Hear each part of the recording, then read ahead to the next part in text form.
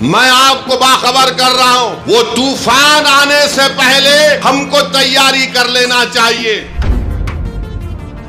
याद रखो मेरी इस बात को, अगर आपका नाम वोटर लिस्ट से निकल गया तो मोदी को सबसे ज्यादा खुशी होगी। अगर नौजवानों तुम्हारा नाम वोटर लिस्ट से निकल गया तो तुमको इख्तियार हासिल नहीं होगा भारत के प्रधानमंत्री से पूछने के लिए कि क्यों बेरोजगारी मेरा मुकद्दर बन गया। कल तुम्हारा नाम वोटर लिस्ट से निकल गया तो वोट डालना तो दूर की बात, कोई आकर तुमसे कहेगा कि अपनी शहरियत साबित करो। यानी आप अपने रोजगार से महरूम, सबसे ज्यादा बड़ी चीज यह है कि आप अपनी इज्जत से महरूम हो जाएंगे। जब तेलंगाना में या आपके किसी रियासत में ये इंटेंसिव रिवीजन होगा तो आप लोग परेशान होने की जरूरत नहीं, अभी वक्त है। पासपोर्ट बना सकते, दबा के पासपोर्ट बनाओ। बर्थ सर्टिफिकेट नहीं है तो बर्थ सर्टिफिकेट बनाओ।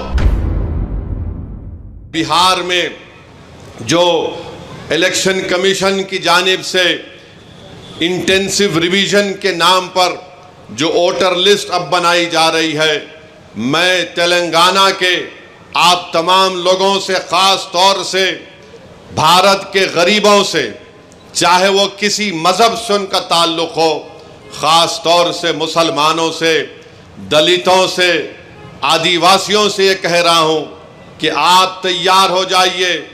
अगर तेलंगाना हो या वेस्ट बंगाल हो या तमिलनाडु हो या भारत में पूरे रियासतों में इस तरह का इंटेंसिव रिवीजन करवाया जाएगा, तो मेरी आप लोगों से अपील है कि आप लोग अपना एक एक का बर्थ सर्टिफिकेट बनाइए।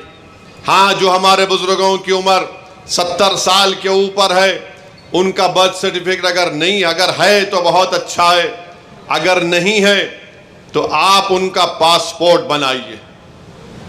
आप बर्थ सर्टिफिकेट अपना बनाइए और अगर 10th क्लास की मार्कशीट है तो उसको तैयार रखिए। अगर कास्ट सर्टिफिकेट है उसको तैयार रखिए, अगर नहीं है तो बनवाइए। पासपोर्ट नहीं है तो बनवाइए, बर्थ सर्टिफिकेट नहीं है तो बनवाइए। अगर कोई रिटायर्ड पेंशनर है तो जो पेंशन का ऑर्डर मिलता है उसको उठाकर रखिए। अगर आपको 2 BHK का सर्टिफिकेट मिलता है कि आपको 2 BHK दिया गया, उसको उठाकर हिफाजत से रखिए। अगर जमीन गवर्नमेंट ने आपको अलॉट की तो उसको उठाकर रखिए। अगर आप गवर्नमेंट के मुलाजिम हैं या थे, उसका ID कार्ड उठाकर रखिए। क्योंकि याद रखिए मेरी इस बात को कि अब जब इंटेंसिव रिवीजन हो रहा है तो इलेक्शन कमीशन ने जो हिदायतें BLOs को दी हैं बिहार में, उसमें यह कहा गया कि अगर इलियास साहब के घर पर कोई 3 मरतबा BLO चला जाएगा और 3 मरतबा किसी जायज वजह से इलियास साहब अपने घर पर मुकीम नहीं होंगे तो BLO उसकी इत्तला ERO को और AERO को देगा। और ये AERO और ERO को इख्तियार हासिल है कि वो 1955 के सिटीजनशिप एक्ट के तहत उन तमाम ओहदेदारों को इत्तला देना के लिए साहब शायद भारत के नागरिक नहीं है, तो ये सिटीजनशिप का मसला पैदा हो जाएगा। तेलंगाना में भी इंटेंसिव रिवीजन होगा, बल्कि पूरे मुल्क में होगा।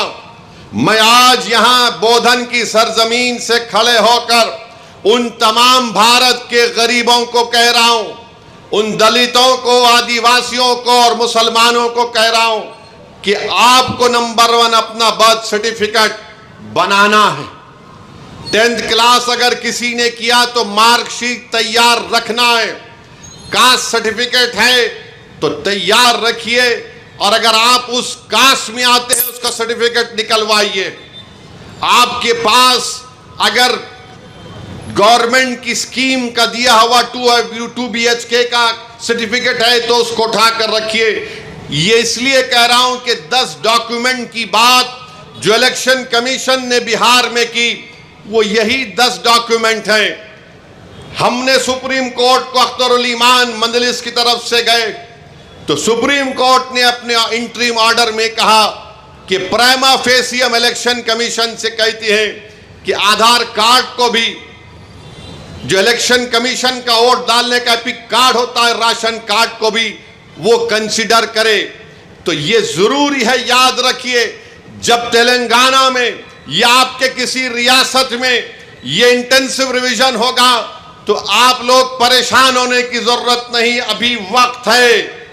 पासपोर्ट बना सकते, दबा के पासपोर्ट बनाओ। बर्थ सर्टिफिकेट नहीं है तो बर्थ सर्टिफिकेट बनाओ। कास्ट सर्टिफिकेट है या नहीं है, आप आते हैं उस कास्ट में तो उस कास्ट सर्टिफिकेट को बना के रखो। याद रखो मेरी इस बात को, अगर आपका नाम वोटर लिस्ट से निकल गया तो मोदी को सबसे ज्यादा खुशी होगी। क्यों खुशी होगी? क्यों खुशी होगी बताता हूं मैं आपको। आपका नाम जब तक वोटर लिस्ट में रहा, जैसा हम अब मोदी से सवाल कर रहे हैं, बताओ गरीब गरीब क्यों होते जा रहा है और दौलतमंद दौलतमंद क्यों हो रहा है, तो मोदी ये नहीं चाहते कि कोई उनसे सवाल करे। अगर नौजवानों तुम्हारा नाम वोटर लिस्ट से निकल गया तो तुमको इख्तियार हासिल नहीं होगा भारत के प्रधानमंत्री से पूछने के लिए कि क्यों बेरोजगारी मेरा मुकद्दर बन गया। और जिस तरीके से बार बार ये कहा जा रहा है कि फुला इलाके में बांग्लादेशी है, फुला इलाके में रोहिंग्या म्यांमार के लोग हैं, फुला इलाकों में नेपाली लोग आके बस गए, ये सब तैयारियां की जा रही हैं। मैं आपको जिम्मेदारी से बाखबर कर रहा हूं, ये जज्बात में लाने के लिए, ये डराने के लिए नहीं कह रहा हूं। ऑन रिकॉर्ड कह दिया गया कि पूरे भारत में इंटेंसिव रिवीजन होगा। और तेलंगाना में जो लास्ट इंटेंसिव रिवीजन हुआ था, मेरे ख्याल से अगर मेरा हाफिजा सही है तो 2007 में या फिर 2002 में हुआ था। मगर ये चीज की तैयारी करके रखिए। मैं भी रशादी साहब से बात कर रहा था कि हमको अनकरीब में तेलंगाना में एक हमारे सदर साहब की मौजूदगी में, उनकी क़यादत में एक मीटिंग करके हम तमाम तंजीमों के जिम्मेदारों को बुलाकर हम उनसे अपील करें, बल्कि हर जुमे के खुतबे से पहले जो लोग मस्जिदों में वाज करते हैं या बयान देते हैं, मेरी आपसे भी अपील है कि आप लोगों को बाखबर करिए। ये साजिशें की जा रही हैं। कल तुम्हारा नाम वोटर लिस्ट से निकल गया तो वोट डालना तो दूर की बात, कोई आकर तुमसे कहेगा कि अपनी शहरियत साबित करो। फॉरेनर्स ट्रिब्यूनल को भिजा दिया जाएगा, उसका भी एक प्रोसीजर है। पहले एसपी बॉर्डर को बोला जाएगा, एसपी बॉर्डर लेटर लिखेगा मिनिस्ट्री होम अफेयर्स को, वहां पर 3 ऑफिसर की दस्तखत के बाद आपका मुकदमा चलेगा। यानी आप अपने रोजगार से महरूम। सबसे ज्यादा बड़ी चीज यह है कि आप अपनी इज्जत से महरूम हो जाएंगे। लोग आपको उंगली उठाकर बोलेंगे अरे इसका नाम वोटर लिस्ट से निकल गया, यह भारत का शहरी नहीं है। इसीलिए आप याद रखो, अभी से मैंने जो बात कही उस पर अमल करने की कोशिश करिए।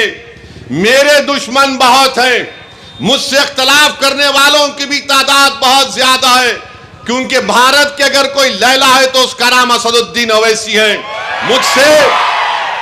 मुझसे बहुत चाहने वाले हैं, मगर उसकी परवाह मत करो। मैं तुमको बाखबर कर रहा हूं, मैं आपको बाखबर कर रहा हूं।